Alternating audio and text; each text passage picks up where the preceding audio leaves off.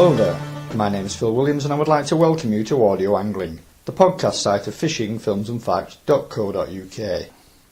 Once again I'm handing the reins over to Graeme Pullen, who this time took the recording equipment down to Newhaven to talk with Carrick Lee skipper Frank Shaw.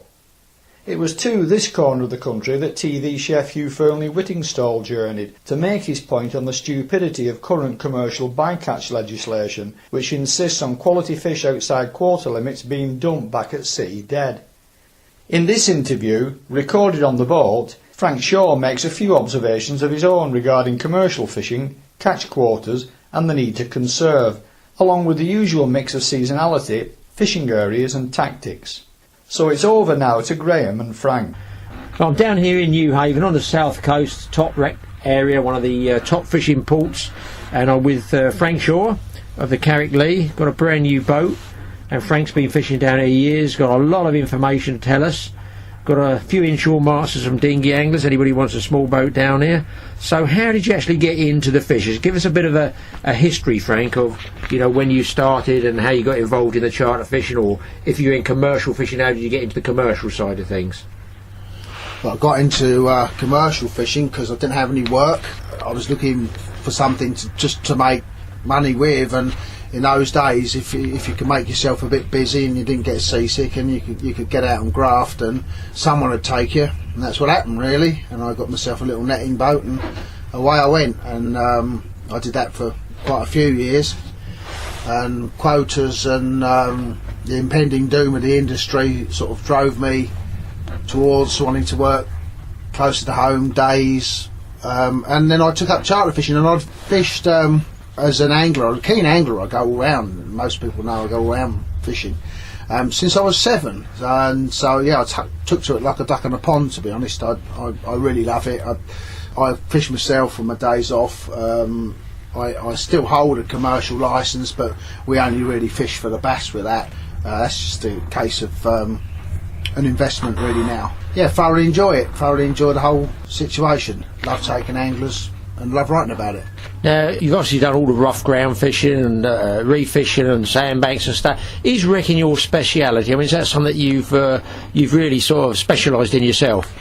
Yeah, most of the top charter skippers from these ports round Newhaven, Brighton and that, they really are good at wreck fishing. We had 2 world wars just off of here, so we've got hundreds of wrecks. The ground round the wrecks has been quite heavily hit by trawlers, there's no doubt about it. You can dress it up in whatever gloss you like, but trawling has hugely affected the ground in between the wrecks, and the wrecks become quite a haven for fish. They hide there. Now, years ago I used to remember a lot of anchoring up here, but recently it seems that there's more drifting. Is there a breakdown between anchoring? I mean, has the anchoring dropped off for the big congers? That's what I used to know, the south coast. You think Brighton, Newhaven, top spot for the big congers. Can you still get the big eels there? Have you had any good days, anything like that? Yeah, I really enjoy conger fishing, and I do. I'm a young guy in my crew, he loves it, he just always has, and there is a top area for congers, and I mean they're just about on every wreck right the way across through the Bay of Seine and right the way across to France, and if you're doing French trips then you can fish for congers. And there's more congers now than ever because there is no commercial value.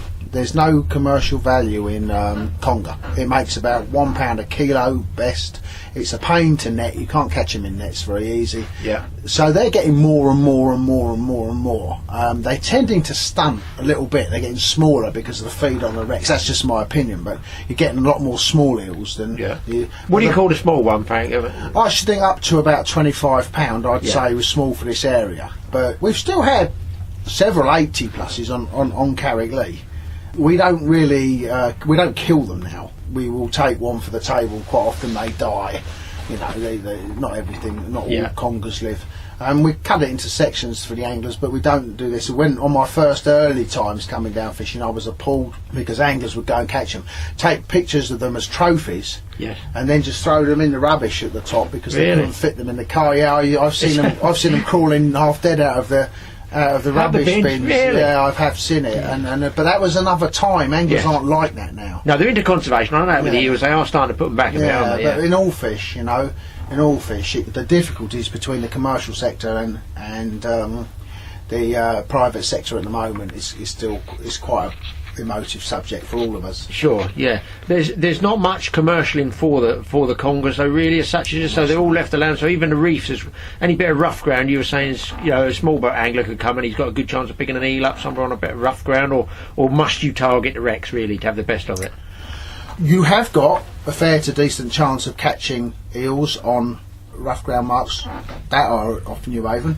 You're better off on places perhaps down around the Isle of Wight and that, where there's a lot of rough ground, right? But we don't have that much rough ground. It's wrecks or but you will catch them. But the good thing about Newhaven is that you can catch. Guys, we're just having somebody come in. He's going to give me an interview, but he's just coming in with a list of numbers. We'll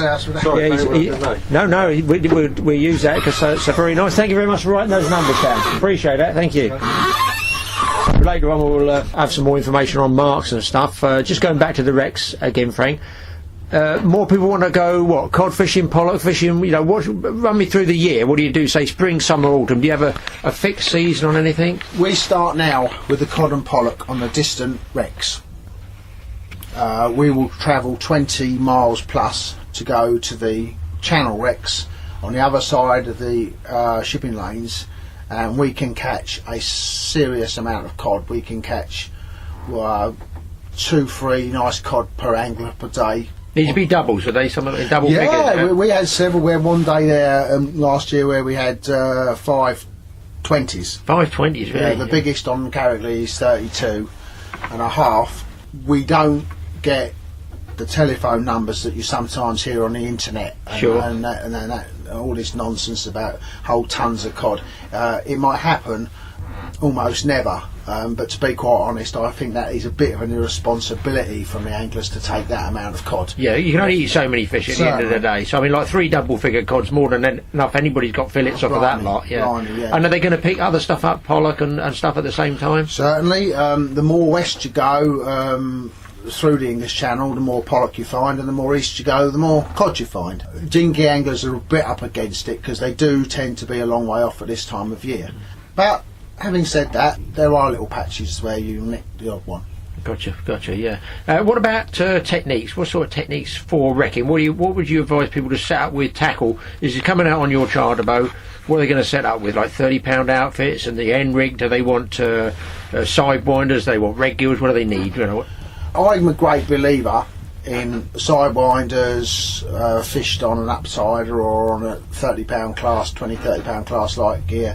For the simple reason is, again, going back to how many cod you want. If you've got a string of perks and feathers and you catch 4, one's caught in the eyeball so you can't return it or that. Yeah. I'm actually believe myself in one hook, one angler, the skill level's higher, and you're still going to catch fish. After the cod are here pretty much on the wrecks, but they just come closer. So say in June you'll get them on the 10-mile wrecks, and then in late August they'll be pretty much on the ground just off of Newhaven. Oh really? Yeah. But then we start bass fishing, which I love to do.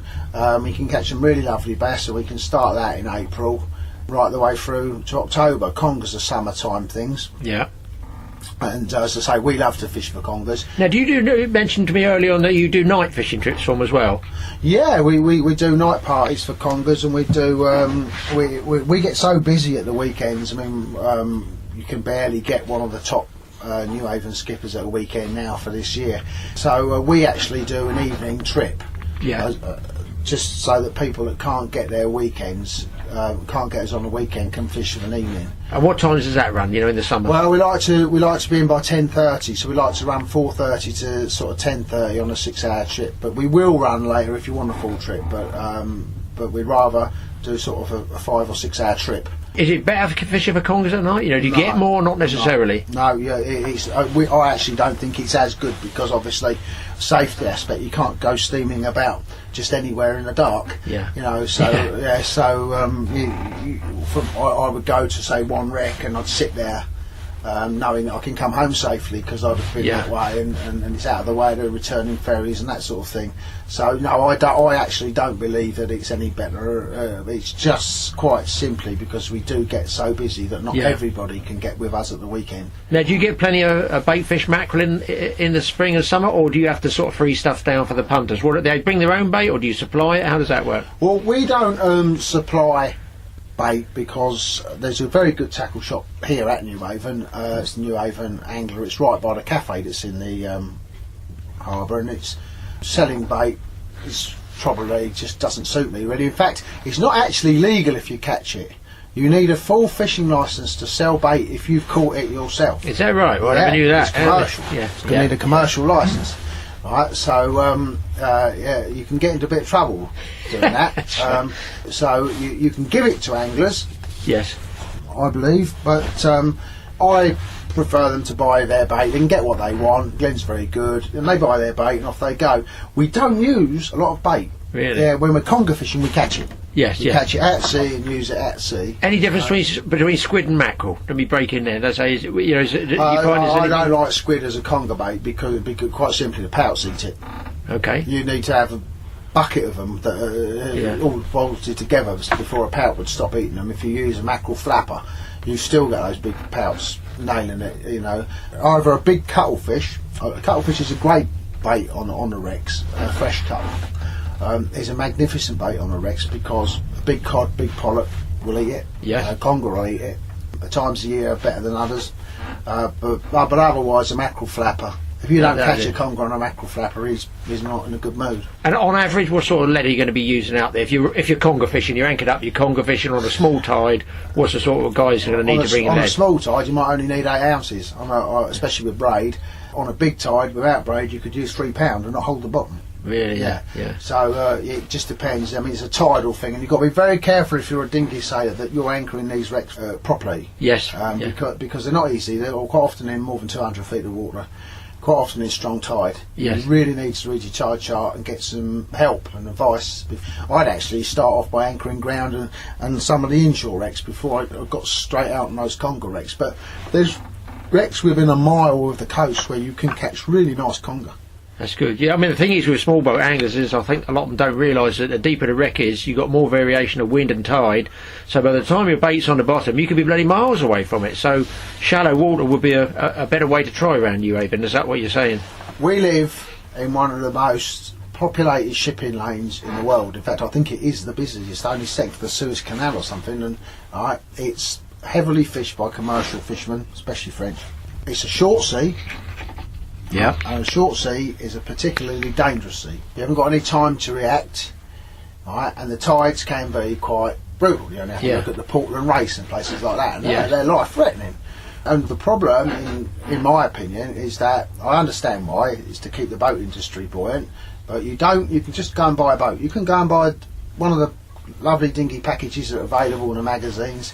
Get yourself in Newhaven and go and steam 25 miles, and nobody stops you. Yes, that's right. But if you're a commercial fisherman or a charter skipper like me, you have to have quite a rigorous test. You have to spend thousands on life rafts, safety equipment for your anglers, and prove you can use them. Yes. Right, but you don't have to if you buy a dinghy, and that is an issue that you have to be very careful of. You have to depend on your own common sense. So make sure you do, if you're a dinghy sailor, make sure you do. Don't just go steaming out to a wreck that's 30 miles off because charter boats are bringing congers in from there. Yeah. Because you might find that you just have not got the equipment or the skill level to use that equipment to anchor that wreck. It is quite difficult to anchor wrecks. So you could go out, catch nothing, and put yourself in a life-threatening situation and not even be able to get back because you're in the middle of nowhere on your own. Yeah. All right. So anybody with a small boat, think inshore is what you want to do.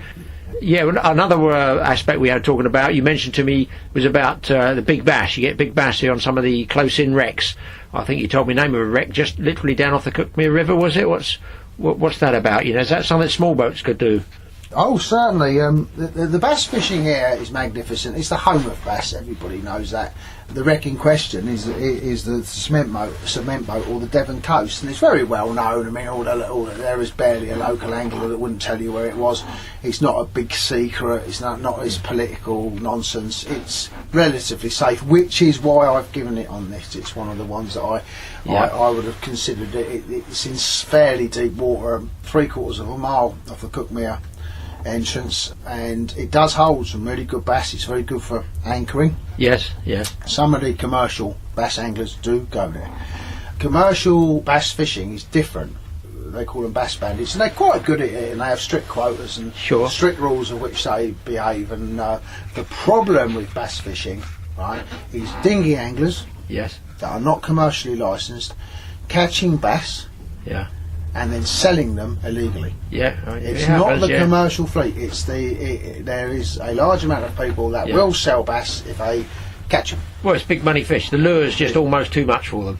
That's right, and that is a problem. And that was a problem with getting through the legislation of bass, which is something I agree with totally, when they try to, through lobbying, get the size limit of landed bass up to 45 centimetres. I mean, it's only 36 centimetres for the commercials. Yes.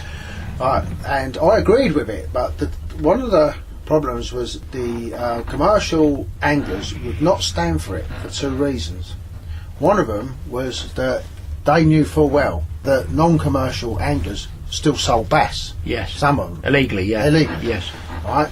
So what was the point of them going with this law if people were illegally fishing right next to them? The other one was that the French did not have to go along with it. Oh, really? Oh, yeah. It was only a UK-based policy to go to 45 centimetres. The French could come over here to our limit of each boat, catch as much as they want. They could even land it in England. Well, it can't be right, can it? They can send it back by truck or something, and as I understand the rule, and they had no intention of adhering to those regulations. It wasn't a French regulation. It wasn't going to be a regulation. It was only going to be a regulation here.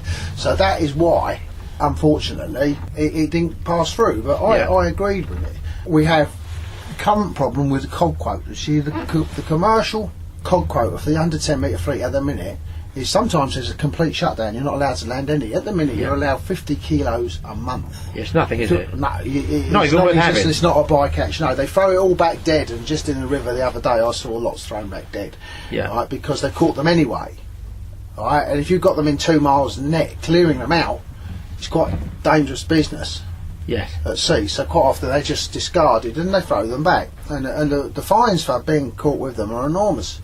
So the commercial fleet aren't allowed them and haven't been for several years, which is why there are so many for dinghy anglers. I mean, there are a lot of cod out there for dinghy anglers. There isn't the amount that some crazy people are saying, right? But there are an increasing amount, which was the whole point, to get more fish. Back, yes, right? yeah. And I believe that there's going to be a problem, because allowing dinghy anglers to catch as much as they want and take them home, right, and stopping commercial fishermen having a sustainable living is not fair. It's not fair in anybody's book, right? And one of two things will happen. Either the Ministry of Agriculture will allow those wreck netters back onto the wrecks, or they'll stop anglers catching them. If they stop anglers catching them, that's very bad for us. It's very bad for the dinghy angler, the whole industry. Yes. Right? If they allow wreck netters back on those wrecks, it is disaster for everybody. Now, were you saying early on, give me those figures that you were saying about how they come back and how they can be wiped out in a period of such a short period of netting? Cod regenerate, given the right conditions, magnificently. They're hugely fast growing, and they're wonderful recovery rate, and it does it in front of your eyes. If you're not absolutely nailing them every time they move, they do regenerate. They come back. But then, if you put a net on a wreck, it stops them in a week. If you do it as well as some of these Frenchmen do, they'll fish it out 3 tides. 3 tides? They're awesome.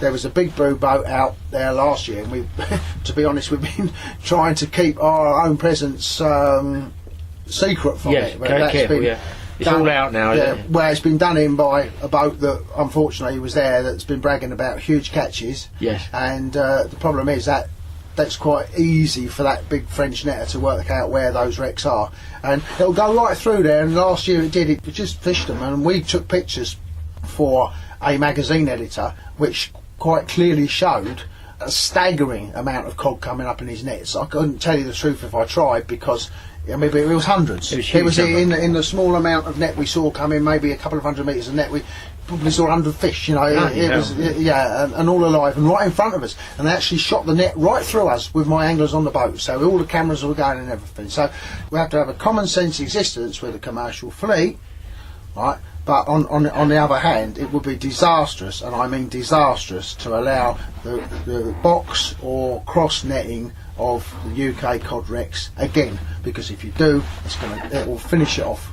It's just like the Grand Banks in Canada. Most of us know that they left it too late. They left it so late to shut the fishery that now the cod won't regenerate. Other species are regenerating in their place. I've heard that. I have heard that. Well, that's a fact. I mean, I'm sure that most people who set that as scientists. I mean, people say, "Oh, what do the scientists know?" Well, they know quite a lot. To be honest with you, they're very, very clever guys, and their interest is in the cod population for everybody has increased a lot in the last 5 years, because it was almost extinct off here in Newhaven. There was hardly any cods to fish. And how many years ago was that, Frank, roughly? You know, just to give people an idea. I started chartering 8 years ago, and we were lucky to get 5 or 6 cod a day. Yeah. In season? In season. That's for the whole boat. Now, that can be 3 times that, which is plenty of cod. 3 or 4 cod per person.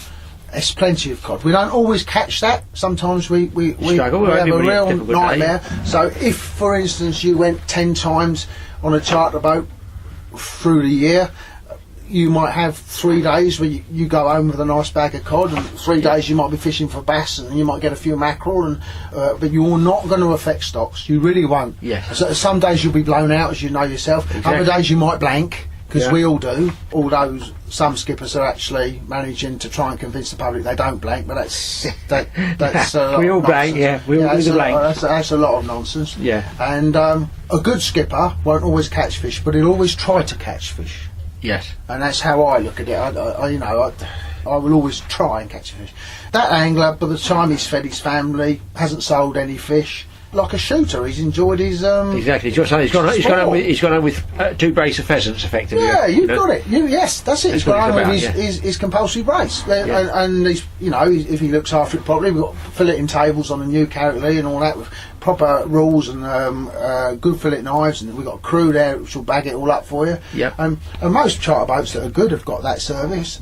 You'll go home with a bit of fish. Now, if you try and become commercial, if you sell it, which some people do, or you just brag about the wholesale slaughter of it, you are risking your sport. And you are also risking the living of really good people that fish commercially. It doesn't make them axe murderers because their families have fished for 400 years. And they have to live with these cod bands and 100 kilos of soles a month, and they do live with it. But we have to be fair. We have to keep a manageable amount of fish for ourselves and put the rest back. And a lot of good skippers are doing it. And what on the bass? How has that affected? Are they coming back? I mean, I can see that in Ireland when I've gone there in the last 4 to 5 years, where they put the ban on commercials and the gill netting, etc. 100%, the fishing's like bloody superb over there now. I mean, it's numbers, the fish each year, I can see it getting bigger. These are only reef fish, they're not wreck fish, it's inshore reef. The surf anglers are catching, you see people out spinning in the evenings, trying to catch them. We even caught them on the jetty this year, like 3-4 pounders on side binders. We know they're coming back. So is that the same here? You think the bass are sort of making a bit of a comeback? Well, I don't think the bass ever went away to any great standards. The huge invasion of bream and bass in the spring, what you would call schoolies, doesn't seem to appear, but it's still a sustainable living for the commercials, and it's not a precious stock. It's not, as I understand it, it's not a locked down species at the moment, and we catch plenty of bass. They're always going to be difficult to catch, which is why they're expensive in the shops, and they're always going to be a prize for anglers. But they're not uncatchable, and I personally don't think they're under threat. I don't think so. The commercial side of the bass situation is tied up. People look at the government's efforts and say, oh, what do they know? But they do actually know quite a lot. And their restrictions of commercial fishing is working. It's definitely working. Fish are coming back. You know, you only have to go and speak to guys fishing Dungeness Nest on the east coast off the beach. You go back 5 or 6 years and it was desperately difficult. Yeah. Right? And then, you know, I've seen like video clips of people catching 20, 30 fish in a session round there off the beach. Again, it's coming back. Our problem is it's only 60 miles to France at Newhaven. In some places it's only 22. And right, I suppose that on an interview on here you're supposed to be politically correct, but I won't be. Yeah. I'm completely against French methods. Have been. I don't think that they have a sustainable amount of fisheries officers. In other words, I don't think you get caught very easily if you want. It's worth their gamble to take a risk. It's my opinion. Some people will share that opinion. Yeah. They're very good fishermen, the French. They're very good. They're better than us, in my opinion, commercially. But they would wipe it out.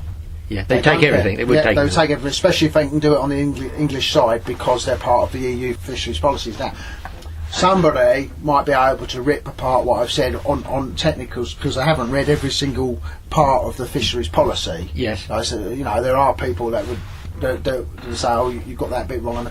But generally speaking, I think the French effort has to be addressed before you could put any more restrictions on the English commercial side. And I think that the angling fleet, and they hate me for saying this, have to be brought more in line. Yeah, that's fair. So in other words, there are 99% of charter skippers have a lot of common sense. They really are. I mean, all the ones in here at Newhaven, most of them at Brighton that I know, and the ones I know are all top guys, right? And they've gone through a lot to learn enough to be able to survive as charter skippers. And they push their guys to just take what they need. That's all we do need, really. A bit of sport. You know, it's very difficult to. There's not many days a year when you're going to really spark it off so much that you'll have all these cod laying overs. You'll always have 2 or 3 fish, 3 or 4 fish. Yeah. I mean, I was actually told off by a few Irish nice guys, lovely guys, with a good point as well. Irish bass anglers last year, because I allowed one of my angling parties to kill 24 bass for the 8 of them, I think, 7 of them, which was 3.5 each. Yeah, but what people didn't quite realise is those guys booked me 7 or 8 times a year. The couple of times before that, they didn't catch any bass.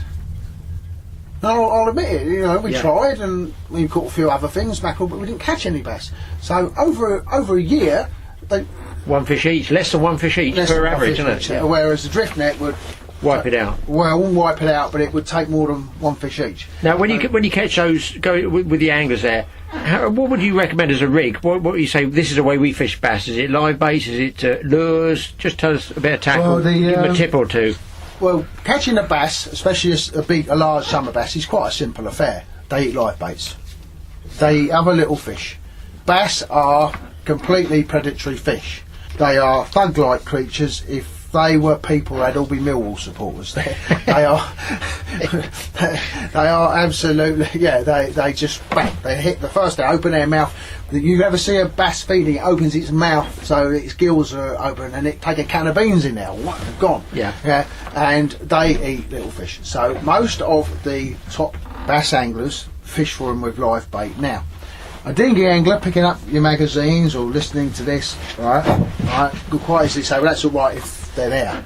And bass anglers that are top draw go right out of their way to secure live bait. They learn how to catch prawns. They go out on whole sessions fishing for horse mackerel, which are horse bobs or scads, which are staggering bait. Bass, young guy, like he's like a heron, you know, picking out little pouts and that.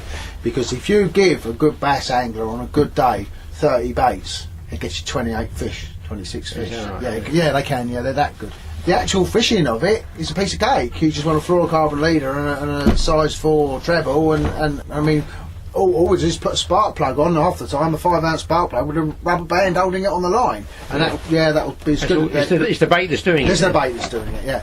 If you then want to go off that because you're a dinghy angler, you've got to tow it from London or this and you know, and you want to go sidewinders, Dave Kiddie sidewinders, quite awesome in the mackerel colours and the natural colours. Yeah. Sakuma make a new evolution type of red gear. Oh, really? Yeah. Yeah, they do. It's a weighted top, and they do it in natural colours. Yeah, and been in the magazines, and you can buy it in the shops, but we found that to be very and they're good as well, aren't they? Very good. As good as the Sidewinder, probably, neck and neck. After that, there's all the things. We don't find colours like rhubarb and custard work as well for bass. They work better for pollock and cod and that. Oh, no, I would argue with the Isle of Wight guys swear by rhubarb and custard because some of what they were what they were talking about. They said, no, that's the only lure. There you go. And then I caught one on black. It didn't make... yeah, we couldn't make it worse. We couldn't make it work. So, and the other thing is we've never caught them on black either. Here we find natural colours, sandy, all this, that and the other. But, you know, that's angling, isn't it? I mean, I once came in here after a day's bass fishing to go to the fuel pontoon, and I hadn't had a particularly good day. I can't remember what I actually caught, and a 10-year-old girl had caught one on the fuel pontoon, had caught a double figure bass on a square of cheese. No. Fishing for mullet, and so what do they pick up? You never know, do you? You don't. I mean, the British record perch was caught by a carp angler on a maggot clip. I believe that British record zander was caught by a kiddie fishing for bream on a swim feeder. Yes. Did it eat the maggots? Did it nail the swim feeder? You don't know. Right place, right time. Right place, right time. Biggest bass we've seen in years was 17.5 pound, caught by a day angler on one of the local marks. Really? Yeah. So it's inshore stuff then, yeah. Oh yeah. Bass are an inshore creature, and all the marks that I'll give you today are inshore, and I'm going to do that for the simple reason is you could get it from your chart information. Yes. And it's not to keep anything that I do secret, particularly. What it is to keep the anglers safe. A lot of the time here, a lot of the year we do run off. That's what you pay a charterman for. You pay his ability to run off, go different places, bigger boat. But yeah, you can have a really, really, really, really good summer fishing out of Newhaven on a dinghy, no doubt. Now, looking to bigger boats like yours, this new one, tell us about this new one, what it's going to do, what equipment you got and stuff like that. Talking of going offshore, because the dinghy anglers obviously think, I'll leave the dinghy at home and go offshore, because things like those big cod and stuff and bass is going to lure them a bit. Run us through the new boat. Well, I will. I'll tell you the truth, and it's brutal. The truth is that we're in a recession. I did have a big catamaran, lovely boat, smashing. Very expensive to run, and we've still got lots of parties, but they quite often want to go 5 and 6 handed now and not 12 handed like they used to. And I did a lot of corporate work, which doesn't really suit me. I prefer to take anglers angling. It's just I've got nothing against anybody. I just, if I've got a dozen guys from a corporate do that have never fished and they've got a champagne in one hand and that, I was happy to do it because but I prefer to take anglers angling. I don't care the standard of the angler. I'll help him or he can help me. I don't mind, but I like to take guys fishing. And by having a new boat, it is fiberglass to most people, but it's made out of something called Nidoplast, which is very light, so you get very good fuel economy. We've been able to design a boat that's got great angler features. It's got a baiting table you stand up at, it's got a coffee holder for everyone, rod holder for everyone, it's got a fixed seat for all your anglers with cushion, and it's nice live bait, well for bass anglers. Yes. It won't make the disturbance in the water that other boats make when you're bass angling, or it shouldn't, and that's what I've heard. And in the weekdays now we're running at £400 a day for the boat for the day, which is actually down. I've actually reduced prices. Yes. So in this world where fuel's going up and everyone's having to put their prices up, I've dropped my prices simply because of that new boat. Yes. Yeah, I couldn't have done it on the old boat. I would have had to ask for even more money this year because of the fuel liability of 2 big engines. So that's economical, that one to run is? Much more economical to run because you're quite simply pushing a lighter weight. It's the same physical size, really. It's a charter boat. It's fully coded. 8 people are very comfortable.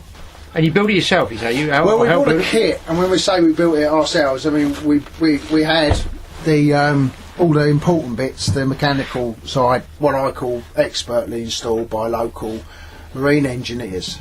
We didn't do any of that. we did things like a baiting table, windows, put the stainless steel bits on, you know. But it saves you a lot of money, and it teaches you a lot about your own boat, so that if you're out there and the bit falls off, you've done it. You can put it back on. So and the anglers have supported it big time. Well, I will say a big thank you to a lovely guy called Aaron that lent us his boat, the Mistress.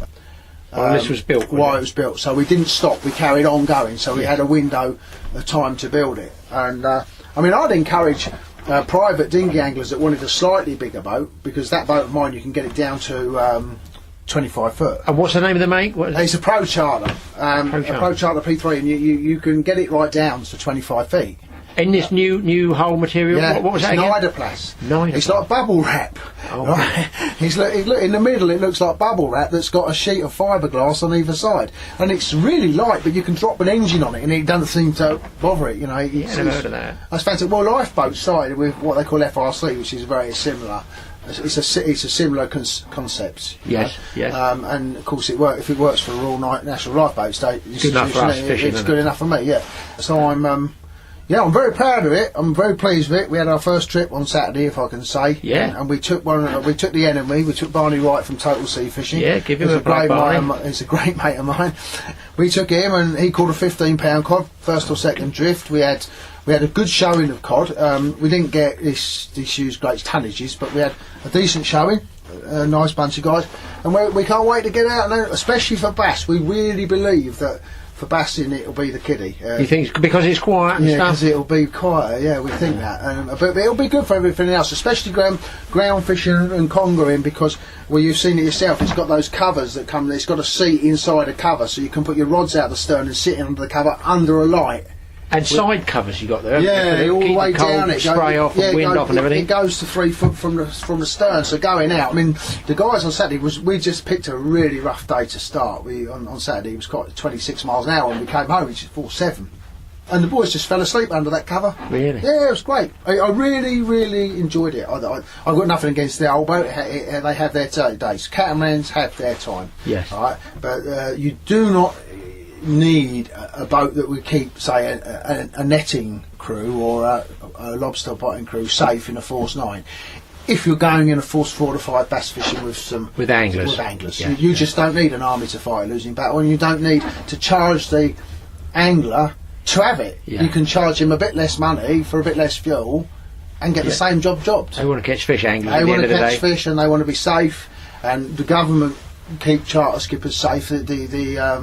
If you have to see what we have to go through to all the legislation and coverage and everything. Legislation, and he's quite, and they're quite fierce with it, and they need to be, but they're very helpful. We had no trouble with what they call COP, the Code of Practice.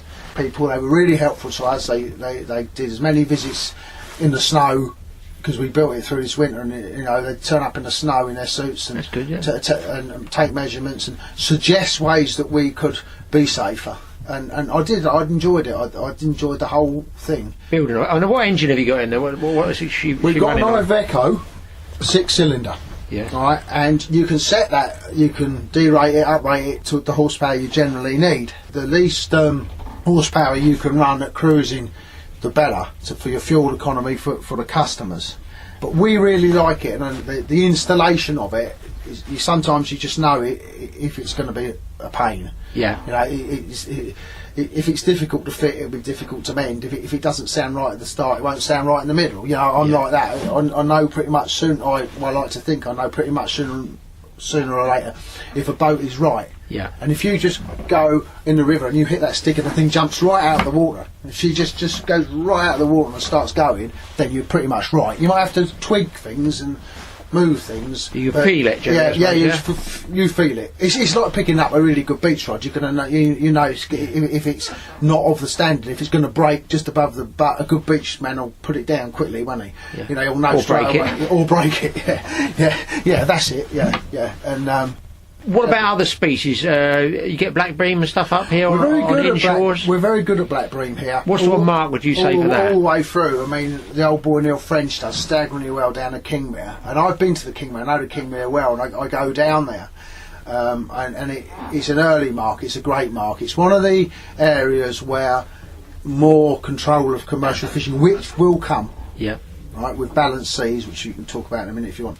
I think that's one of the top marks, especially for a dinghy angler. It's too far from Newhaven, but you have to remember that those bream, after they've been down there, they head this way, and about July through August and into September and sometimes October, but don't hold me to that. Sure, yeah. We get the big ones on the wrecks, and you can fish for conger on one rod and bream on the other. Is that right? And we had one that was 7 ounces off the British record. Is that right? Yeah, the former BFM editor, Jim Whippy. Jim, yeah. Jim, we yeah. sent pictures through to him, and he put it in the magazine. And that was on a French side trip fishing for conger, and I noticed that the baits were being stripped.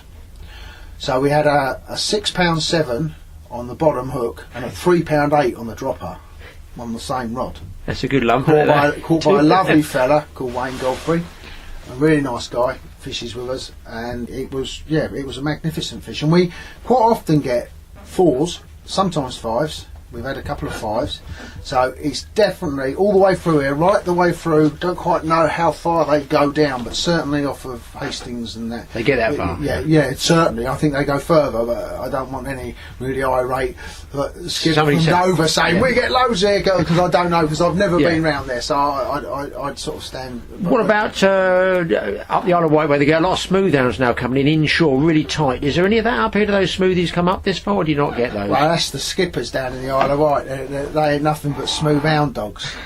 No, they like fishing for them now, and they've attracted a crew of people that enjoy fishing for smooth hounds. I haven't got any of those. But they're up here. The species is here, are they? The species are here. The species are here. You catch them in fair numbers in one of the pieces of ground that I'm going to give you. Yeah. Again, it's a safe ground. The local angling club will give it you. I don't think anybody would say, I won't give you these numbers. It's not sort of basic spot. Everybody knows. It's a basic spot, and you'll have company. You know, if you're in a dinghy, you're probably on a Sunday. You're going to have 5 or 6 guys with you. You'll catch smooth hounds there. You definitely will. You'll get the odd conger there. You'll get bream through there. You get rays and stuff all back. You do. You'll get rays, but we're on sand a lot of the time, and then on hard ground. We don't have a massive ray or place population. You don't get the place up here like they get down Bognor Way and all that. Certainly not. Yeah. If I can say that, no. Sure, they get them to the east of us, Hastings, and they get them to the west of us.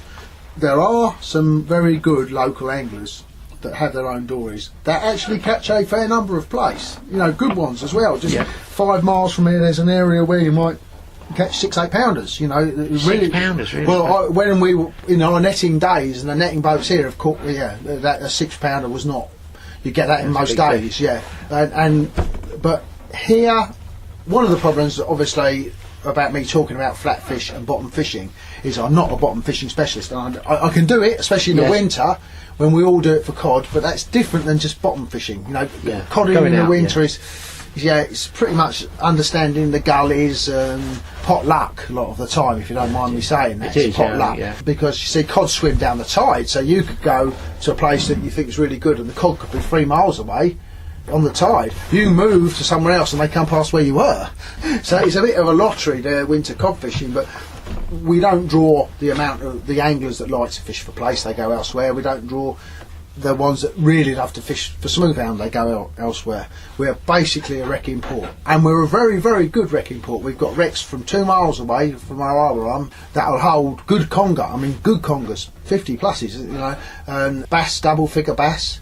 You can catch cod to £30 or slightly more mile from the harbour arm. How very close, really? Oh yeah. The piece of ground that I'm going to give you is, again, it's a big safe bit of ground. You might have 30 guys with you. Yes. Don't blame me. You might have the whole angling club round you. Yeah. In fact, I wouldn't have to give you the numbers for it, because if you looked out, you'd see all the boats in the bay. So it's anywhere from the bay, really. And you've got a very good chance of a very good catch of cod in the winter. You know, I'm not saying you'll get half a ton, but you might get half a dozen for 3 of you on a dinghy. That's good fishing, it's still good fishing for a small boat. Yes, the guys that are trailing the boat here, they've never been here before.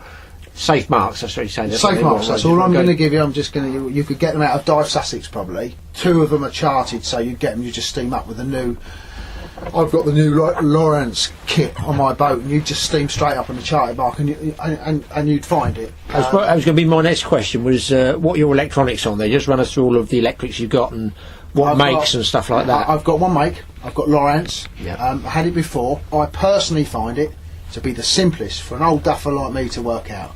It's simple. It's got lovely colours, so you don't have to put your glasses on to see it all. It's one of the few displays that I can still see without my glasses. That's just me. Yeah. And I'm not very good at the reading of the bit. You might say someone who writes for a magazine I can read, but I don't have the concentration level to work out all the bits and bobs. I'm not a computer whiz. There's too much on there sometimes. Young guy can. He loves it. He loves it because they're kids, aren't they? They've been taught it at school. They've been taught how to learn it straight away. And I want to go fishing, and it's just a pain in the neck to. Right, and so I've got the Lawrence kit, and I've got two of everything on separate and joined together. If you see what I mean, so that if I lose a sounder, I don't lose a day's fishing. Yes. If I lose it, it's all. I've got Lawrence radio. I've got it all the one make. I bought it all as a package. It's the stuff that doesn't need aerials. It's got its own built-in antenna. Integrated antennas or something. I like it because your aerial can't let you down. Yeah. And you haven't got drill holes in your wheelhouse roof. You have water dripping on your head after a year.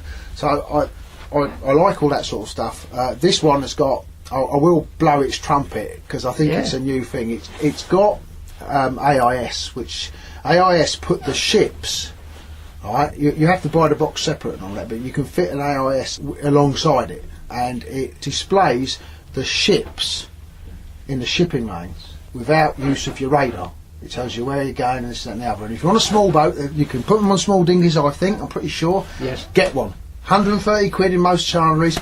Get one. It runs with most. It runs with my Lawrence, but it runs with most of the. It runs alongside it. It just comes up on the chart. Yeah. Get advice from your chandlery before you go and buy it, just in case I've got that slightly wrong and there are makes that are not compatible. That's it. It won't work together. Yeah. But with the Lawrence, and if you're crossing those shipping lanes or you're in fog, you don't need a radar for it to tell you what those big ships are doing. Fantastic. Also, it's got an iPod station, which you might think, but you can plug your phone into it. Yes. And if you can plug your phone in, you've got a third radio. You've got, especially on a dinghy, you've got a land safety line in with a phone that's on charge all the time.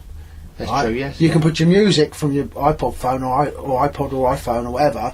You can stick it in there. You can play it out. It's got 2 speakers in it, and it comes. You can buy it in Reliance, sell it as an extra. I don't know how much it is, and of course that depends on where you get it, doesn't it? Yeah. So I'll leave that one out, but I really rate it. If you do buy a Lawrence nav station, get that charge. I forgot what they call it. But you can put your iPod in it, and everything seems to be nowadays compatible with everything else. Well, that's what you need. Isn't it? Is that what they call it? Interfaced or something like that? That's what you need. And obviously we've got a handheld as well. I can't tell you what that is. It might not be a Lawrence, but we carry a handheld. Just as a guy for small boat people that might trade a long way. I mean, I pull a long way, but generally I'm not in shipping lanes. What's the width? What do they call it? Demarcation. So, how wide would that shipping lane be? So you go out so many miles, you're going to start to pick up the big ships. Then you go so many miles further, and then they tail off a bit. What's that? Just approximately. I think it's a mile wide, mile and a quarter. But I should know it. But it'd be on your chart. So it's very narrow then. But the advice I give you is if you can't read an ordinary paper Admiralty chart, do not go that far. Yeah. If you've just bought a dinghy and you haven't done, I mean, you can do the day skipper. Yes. You don't have to go and do a big ticket. You can do day skipper, you can do ocean skipper. It's all there for you at your local Texas schools that do it. If you're going to spend a couple of 3,000 average on a cheap dinghy, aren't you? You know, you could spend a lot more than that. Yeah, at least. Yeah. And then you're going to pay moorings and fuel. What's a couple of courses? Yeah. There's a bit of application and time, but it'll keep you alive if it goes wrong. I mean, if you can't read an Admiralty chart, should you be out there? Exactly. It's only my opinion, and it's a bit controversial, but it's safety. It's safety. You can't ride a motor scooter without some sort of licence there. Yeah. Well, the thing is, you can, as you rightly said earlier on, it's like going aboard and you go on the beach and you get a jet ski, which is sort of a licence to kill. And what experience do some of these people have, me included, it was zero. Well, we have that. You get a bit of in America. I go to America in the winters, and we have that. You're quite right. We have that there, and they call it Budweiser's law. That's he with the biggest boat and the biggest engine and the biggest gun has right of way. luckily we don't have that in the UK. They don't care. They'll hire you anything in America. You can go into a gun shop. You can hire a machine gun. You can stand in. You can. You can stand. I'm going to do this. I go to Florida next You can time. hire a machine gun, stand in their range, and then buy 1,000 bullets and shoot them at the range. Really? You're not allowed out of the shop. But how can they stop you if you've got a machine gun and 1,000 rounds? You could just walk out, couldn't you? And they have. You can hire a boat. I know boat anglers. They just walk in and they hire a boat. But the problem is, you've got some experience of this, and I know some of the guys in the magazines are like experts at dinghy sailing. Right, it's very shallow there. Yeah. It goes in from 200 feet of water to 1 foot of water in 50 yards. Yeah. Channels and flats. Flats and the grasses. But if you do something stupid in America, you are guilty of reckless endangerment, and it's against the law. We don't have that. You can be as stupid as you like here. They are going to come and get you for nothing if you're still alive. And they're putting their crew's lives at risk to get you. And other boats will, over here, you're expected to have your own policy of safety. Over there in America, if you want to be stupid, you be stupid, and if you're still alive, we'll fine you $10,000 or $20,000, and we'll charge you for all the rescue and the sea tow. Yeah. You can do what you like if you want to pay for it. Whereas here we don't have that, and I do feel that with a lot of, I mean, some dinghy sailors are a very good standard. You know, they're a very good standard, and others just get on And go. a seriously old boat, and I mean, you can get in an old motor car. A 30-year-old motor car with a 30-year-old engine that's stood out in the garden and just get in it and expect to go. It will worry me, yeah. But on a boat, it will worry me, but on a boat they do. And it is something that I advise everybody to go on a course, even if it's an ordinary maintenance and day skipper course, because it does just teach you things. Anchoring alone can be quite a stressful affair if you get it wrong. Yeah, especially trying to get it out when it gets stuck as well with a small boat. I've done that a few times. I had to cut the rope, steaming around trying to get out. With an ordinary ring, you're trying to get it out, and if you're stuck, you're stuck, because a lot of the time you don't know where you're anchoring. You mentioned ordinary rings, because in the hands of somebody that's good at doing it, then they're wonderful. I mean, I have one. Even on a charter boat, I carry a proper ordinary ring, right?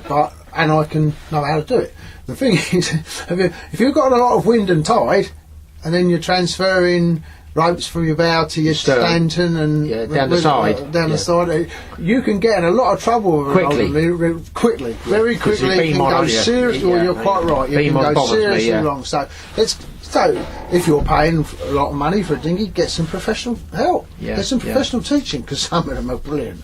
Some of the I won't name any names, but some of the ones I've met myself. Just fantastic, for value for money. Value for money. Fantastic. Right, so Frank, I appreciate you. I know you're going to give me some marks. I'm going to write them down, and they're available at £15 each off me. Now he's got some good marks he's going to give me. He's going to hopefully appear in Bow Fishing Monthly, and a little tip on how to fish each one. And I'd like to thank you very much, Frank, and wish you luck with that new boat of yours. It looks pretty slick. It's obviously going to prove popular, and I'm sure you're going to nail a few fish with it. Yeah, I will. I know it'll be a good boat. I mean, I'm just so pleased with it. I'm hoping we're open for bookings. We've got a few weekends left for this year, plenty of weekdays. So get yourselves down here and we'll catch you some cod and some bass. My thanks then to Frank Shaw and to Graeme Pullen, who between them have given us a great deal to think about in terms of fish availability, sustainability, and finally, how best to make the most of it.